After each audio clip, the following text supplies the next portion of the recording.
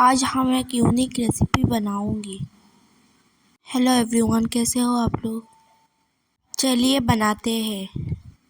Maggi का चप। अब मैं 3 मैगी लिया। उसको बॉयल करने के लिए पानी पे छोड़ देंगे।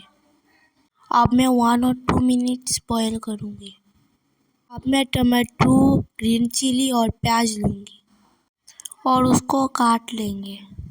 अब मैं एक बाउल में बॉयल मैगी डालूंगी और ग्रीन चिली, टमाटो और प्याज भी ऐड करूंगी। ब्लैक सॉल्ट, चाट मसाला और मैगी मसाला भी ऐड करूंगी। बेसन भी ऐड करूंगी और अच्छे से मिक्स भी करूंगी। अब मैं चॉप का शेप दूंगी। आप लोग दूसरी शेप भी दे सकते हो। मैगी चॉप का शेप हो गया। अब फ्राई करूंगी। अब हम एक कढ़ाई पे ऑयल डाला और मीडियम फ्लेम में चॉप को फ्राई करूंगी। आप लोग ज़रूर ट्राई करना ये रेसिपी और लाइक और कमेंट करना। अल्लाह हाफिज़।